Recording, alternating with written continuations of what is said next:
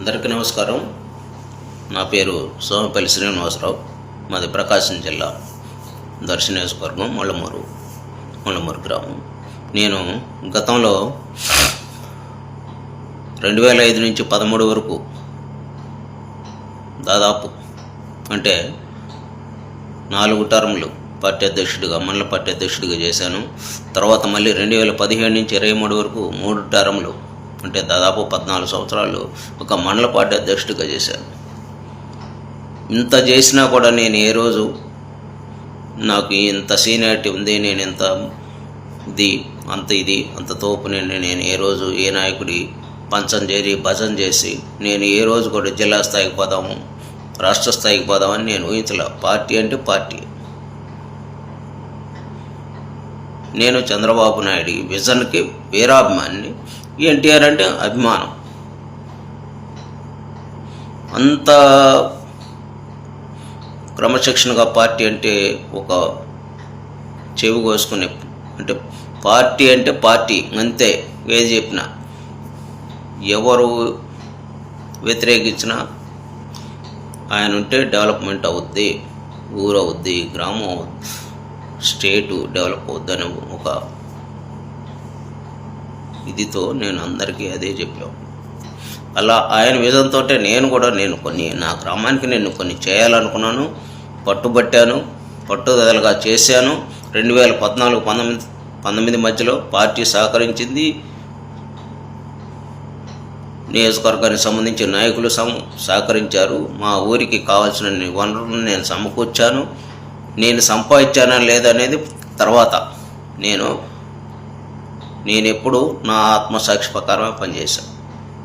నేను సంపాదించానా లేదా అనేది కాదు. కానీ ఊళ్ళో ఉన్న సిచ్యువేషన్లు, ఊళ్ళో ఉన్న రాజకీయం ఎలా ఎందుకురా బాబు,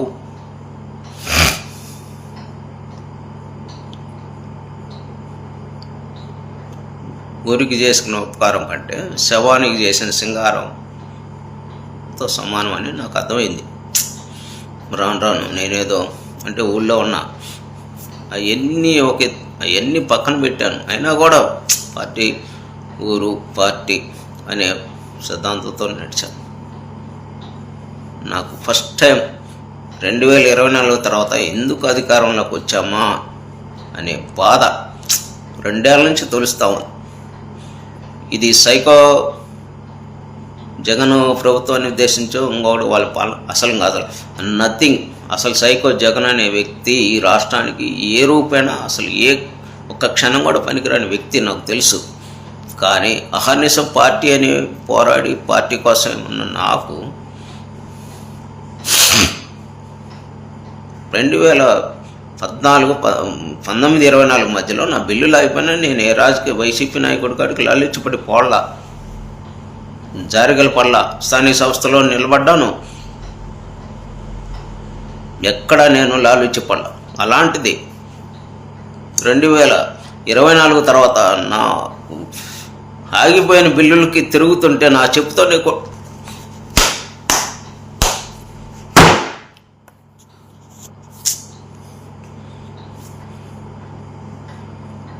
ఈ క్షణం చెబుతున్నా, ఈ క్షణం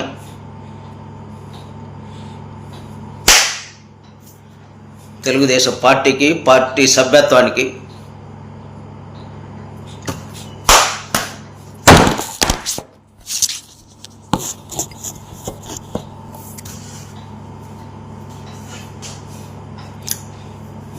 రాజీనామా చేస్తున్నా. రాజకీయ నా బిల్లులు ఆగిపోయినాయి. ఇప్పుడున్న బిల్లులు ఆగిపోయిన నాకు దీంతో సమానం. గౌరవం లేని కూడా నేనేంటో, నా క్యారెక్టర్ ఏందో ఊరి జనానికి తెలుసు, మండలానికి తెలుసు. అలాంటిది ఈరోజు నేను కరుడు కట్టిన నేనే మళ్ళీ గుర్తుపెట్టుకోండి. నేను పార్టీ మీద నాకు జరిగిన అన్యాయం గురించో ఇంకోదాని గురించో పక్కన పెట్టండి. నేను మళ్ళీ సైకో జగన్ సమర్థిస్తున్నాను అనుకోవద్దు. మళ్ళీ చంద్రబాబు నాయుడే ముఖ్యమంత్రి అవ్వాలి. రాష్ట్రం బాగుపడాలంటే అదే. కానీ పార్టీ నాయకులు మేము సంకనాయకపోయినా పర్లేదు, అపవాదులు పడ్డా ఇబ్బంది లేదు. మా ఆర్థిక స్థితి దెబ్బతిన్నా ఇబ్బంది లేదు.